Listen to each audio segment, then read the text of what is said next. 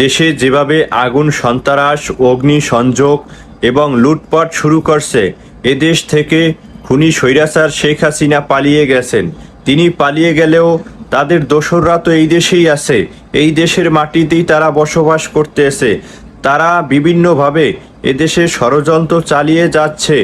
এই অন্তর্বর্তীকালীন সরকারকে কিভাবে হটানো যায়, এই দেশে একটি অস্থিতিশীলতা পরিবেশ তৈরি করে এই অন্তর্বর্তীকালীন সরকারকে কিভাবে হটানো যায় সেই পায়তারা করছে এই আওয়ামী লীগের দোসররা। তাই আমি বলতে চাই, এদেশে এখন খুব দ্রুত সময়ের মধ্যে জনগণের ভোটে নির্বাচিত সরকার প্রতিষ্ঠিত করা হোক এবং খুব দ্রুত সময়ের মধ্যে নির্বাচন দেওয়া হোক। নির্বাচন হলে, দলীয় সরকার প্রতিষ্ঠিত হলে এই আওয়ামী লীগের দোসররা তারা কখনো এই দুঃসাহস পাবে না আগুন সন্ত্রাস ও লুটপাট করার।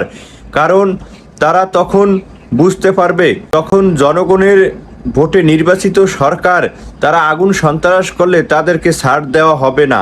তাদেরকে ঘর থেকে টেনে হিচড়ে বের করে আইনের আওতায় আনা হবে। তারা অপকর্ম করে এদেশে পালিয়ে থাকতে পারবে না।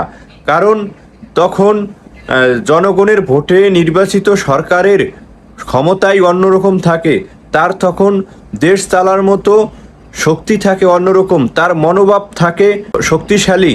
কারণ তিনি তখন পরোয়া করবে না, যে অন্যায় অবিচার অপরাধ করবে তাকেই শাস্তি দেওয়া হবে।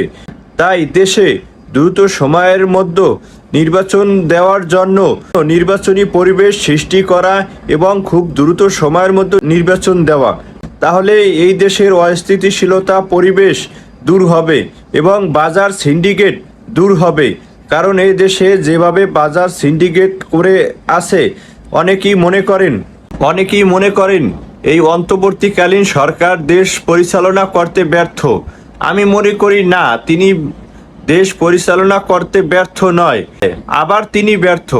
এর কারণ হলো, তিনি এই যে দেশে যে দ্রব্য মূল্যর দাম, যে সিন্ডিকেট আওয়ামী লীগ শেখ হাসিনা সরকারের আমলে যে সিন্ডিকেট তৈরি করে গেছেন, সেই সিন্ডিকেট যদি ভাঙতে না পারে এই সরকার, তাহলে মনে করি তিনি দেশ পরিচালনা করতে ব্যর্থ। এর কারণ হলো, এই সিন্ডিকেট ভাঙতে হলে নির্বাচনের মাধ্যমে গণতান্ত্রিক উপায়ে জনগণের ভোটে নির্বাচিত সরকার প্রতিষ্ঠিত হলে এই সিন্ডিকেট ভাঙা কোনো ব্যাপার হবে না আমি মনে করি।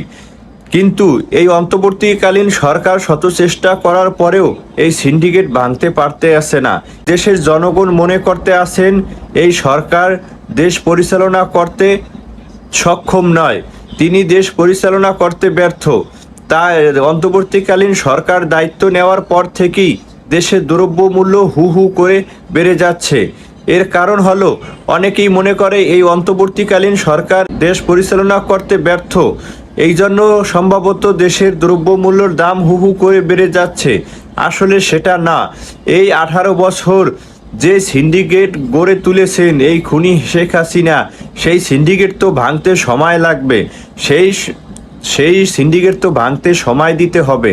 কারণ জনগণ এটা মনে করে না, জনগণ মনে করে যেই সরকার আছে ক্ষমতায়, যেই সরকার বর্তমানে দেশ পরিচালনা করতে আছে, তিনিই মনে হয় এই সিন্ডিকেট গড়ে তুলছে। দ্রব্যমূল্য ঊর্ধ্বগতির কারণে তাদের মনে এই বিভ্রান্তি সৃষ্টি হয়েছে।